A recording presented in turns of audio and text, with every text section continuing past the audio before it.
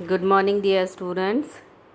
हमने कल जो है ये नावल शुरू किया है टू सर्व विथ लव का टेक्स्ट शुरू किया है। ये नावल का 17th चैप्टर है। तो यहाँ तक हमने देखा था कि जो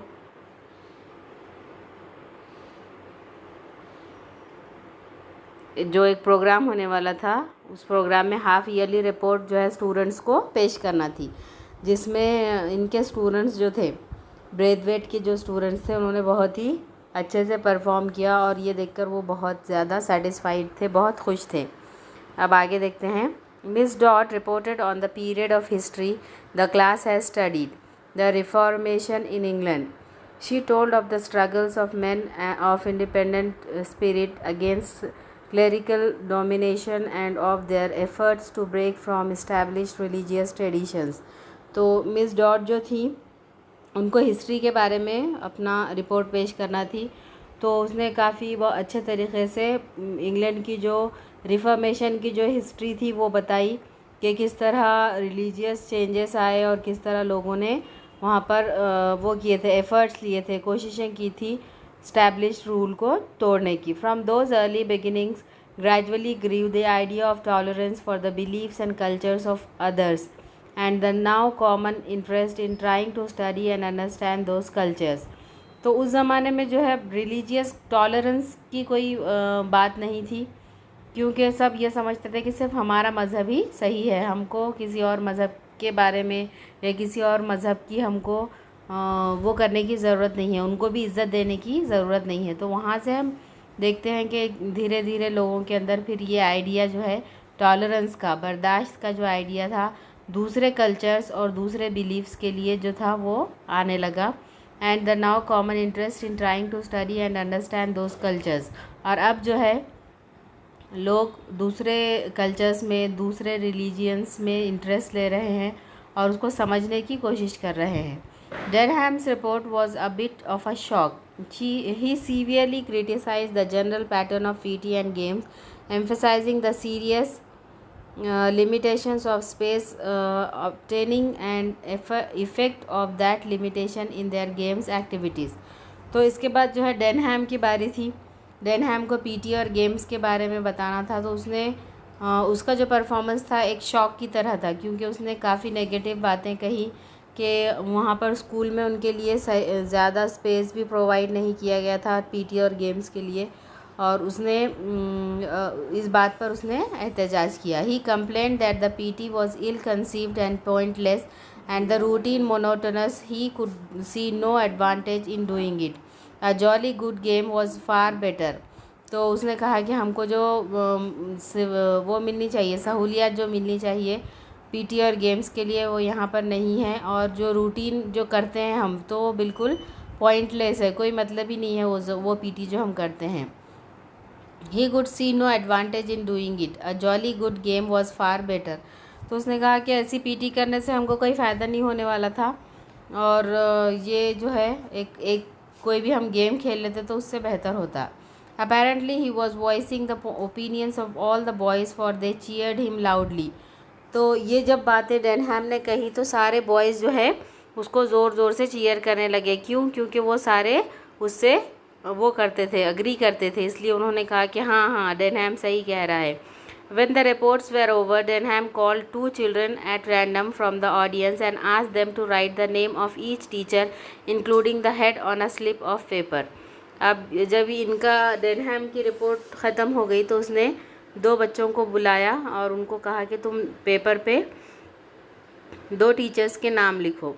These slips were folded and placed in a hat, juggled vigorously and then withdrawn one by one। The names were called। तो ये सारे टीचर्स के नामों की चिट्ठियाँ जो है एक हैट में रखी गई और उसको हिलाकर सब मिक्स कर दिए गए नाम। उसके बाद एक एक करके नाम उसमें से निकाले गए कि पैनल में कौन टीचर्स होंगे।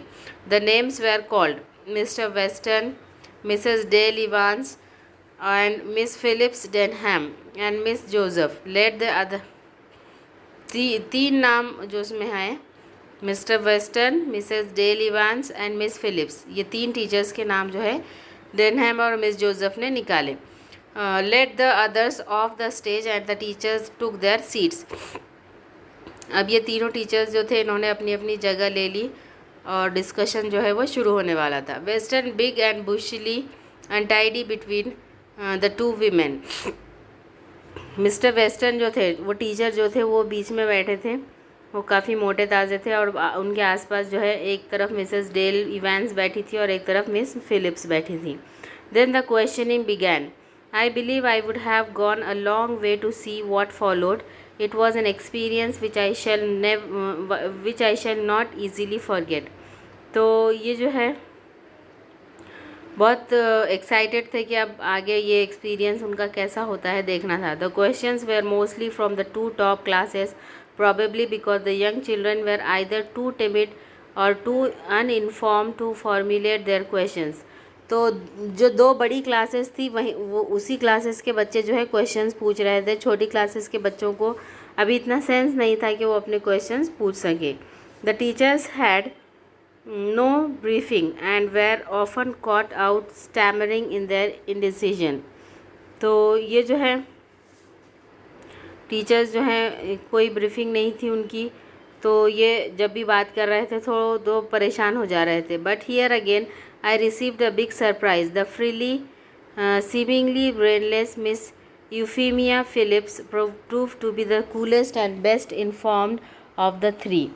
तो यहाँ पर भी एक बहुत ही बड़ा उनको झटका लगा कि ये तीनों में सबसे ज़्यादा जो बेवकूफ़ दिखने वाली जो टीचर थी मिस फिलिप्स, तो उन्होंने जब जो आंसर्स दिए तो उससे पता चला कि सबसे ज़्यादा वेल इन्फॉर्म्ड तो वही थी इन तीनों में। She dealt with questions put to her with candour and authority and would often intervene skilfully to assist one of the others without causing embarrassment.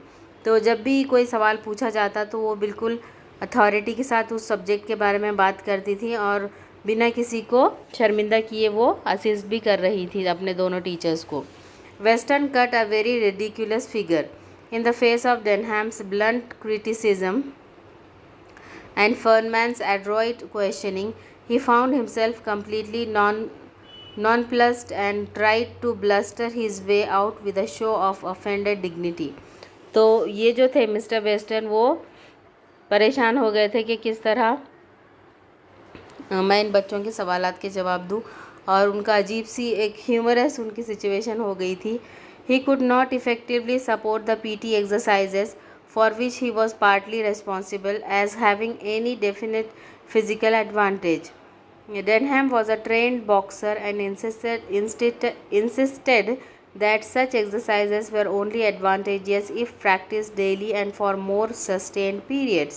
तो पीटी के बारे में जब डिस्कशन चल रहा था तो डेनहैम का कहना था कि वो तो डेनहैम खुद एक ट्रेंड बॉक्सर था, तो उसका कहना था कि ये जो हमको स्कूल में जो पीटी कराई जाती है तो उसका फ़ायदा तभी होगा जब वो डेली करवाई जाएगी, जबकि हमको ये डेली नहीं करवाई जाती है। सिर्फ twice weekly for 20 minutes was a waste of time he asserted.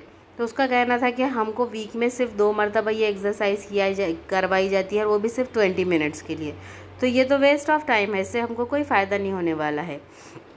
Once again Miss Phillips took the reins and her stock promptly shot up 100-fold.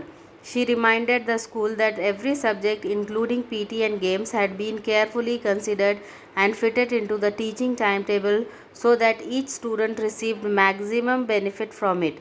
The school was with its limited facilities must be considered in terms of the greatest good for the greatest number, and it would be beyond anyone's powers to please everybody. तो यहाँ पर भी miss Philips ने जवाब दिया कि देखो, हमारा जो स्कूल का टाइम टेबल है, हमारी जो लिमिटेड जो हमारी फैसिलिटीज़ हैं उसको हम कंसीडर करते हुए जो बेस्ट हो सकता था वो हमने किया है। अब हम हर एक की अलग अलग ज़रूरियात को तो पूरा नहीं कर सकते। Some of you, she concluded, fixing Denham with innocent eyes, are fortunate in your own fine physical development and do not really need the few meager helpings of PT and games which this school can offer. Try to remember that there are others for whom our program is ideally suited. It may be that some of you older boys might even be able to help in that respect. तो यहाँ पर भी miss Philips ने कहा कि आप आप जो है आपका फ़िज़िकल डेवलपमेंट जो है बहुत अच्छी तरीके से हो रहा है, क्योंकि आप घर पर भी इस पर ध्यान देते हैं। लेकिन दूसरे बच्चे जो हैं तो उनके लिए ये काम करता है, हमारा जो पीटी का प्रोग्राम है ये उनको सूट करता है। तो आप लोग, मेरे तो ख्याल में आप जैसे बड़े लड़कों को अपने छोटे जो स्टूडेंट्स हैं उनकी इस मामले में मदद करनी चाहिए। Denham was not to be put off by these sugary remarks and rose in reply. Then why do we have to do PT? Why don't they take only the kids who need it? The rest of us can have a game of football or something.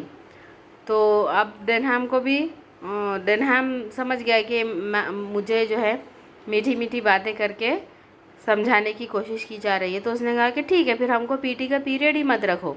जो छोटे बच्चे हैं उनके लिए PT का periods रखना चाहिए, और हमारे लिए बड़े लड़कों के लिए हमको एक फ़ुटबॉल का गेम रख देना चाहिए। इस तरह का कोई वो करना चाहिए। Instead of doing a lot of draft things that's no good to us. This was poser, but she came right back at him, her baby blue eyes twinkling in her delight at this crossing of staves. तो जब इसने ये कहा, डेनहैम ने कहा कि हमारे लिए पीरियड ही नहीं होना चाहिए, हमको तो फिर फुटबॉल रख देना चाहिए उसके बजाय। तो फिर वो उसके करीब आई। Let's say it is as much as an exercise of the mind as it is of the body, Denham. तो उसने उसको समझाने की कोशिश की, मिस फिलिप्स ने समझाने की कोशिश की डेनहैम को कि चलो ये हमारी बॉडी से ज़्यादा माइंड की एक्सरसाइज है, ऐसे समझ लो। The whole time table in this school is meant to help you in the world after you leave here, and doing what you are told in spite of not liking it is part of the training. तो उन्होंने समझाया कि यहाँ पर जो time table आपको बना कर दिया गया है तो ये हमारे हिसाब से बना हुआ है, और आपकी नापसंदीदगी के बावजूद आपको इसके ऊपर काम करना होगा, क्योंकि ये ट्रेनिंग का एक हिस्सा है कि आपको जो पसंद है आपको वो भी करना है, आपको जो पसंद नहीं है वो भी आपको करना है। क्यों? क्योंकि ये it is the part of the training. I feel sure that you will see the point in that stopped him. तो जब उन्होंने इस तरह समझाया डेनहैम को, मिस फिलिप्स ने, तो वो खामोश हो गया। Poor Denham knew that he'd been outwitted, but he could do nothing about it, and sat looking rather rueful, while Miss Phillips' smile broadened. This freely innocent-looking puss had gobbled her canary without leaving the teeniest feather. तो ये जो miss Philips थी तो उनकी मुस्कुराहट जो है वो और बड़ी हो गई। क्यों? क्योंकि उन्होंने बिल्कुल दिखने में वो एकदम मासूम दिखती थी, लेकिन उन्होंने अपना काम कर लिया था बिना कोई नुकसान किए के। उन्होंने डेनहैम को मना लिया था इस तरह। I began to understand how it was that so slight a creature could cope so effectively with her class. तो अब मुझे समझ में आया मिस फिलिप्स के बारे में कि वो कैसे अपनी क्लास के साथ डील करती है। Soon after this, as the morning ended, the head went on to the stage and closed the proceedings, expressing his pride in all the children and his deep appreciation of their efforts. तो ये सारा जब हिस्सा ख़त्म हो गया, discussion ख़त्म हो गया, तो जो हेडमास्टर थे वो स्टेज पे गए और उन्होंने बहुत ज़्यादा अप्रिशिएट किया, तारीफ़ की सारे बच्चों के एफ़र्ट्स की कि कितना अच्छा सारे बच्चों ने प्रोग्राम अरेंज किया, और सारी उनकी जितनी भी कोशिशें थी वो बहुत कामयाब रही। इस बात का उन्होंने बच्चों को प्रेज़ किया, उनको अप्रिशिएट किया, और इस तरह ये प्रोग्राम जो था वो ख़त्म हुआ। तो यहाँ पर ये नॉवेल का जो चैप्टर दिया गया था हमको वो ख़त्म होता है। Let's stop. Thank you.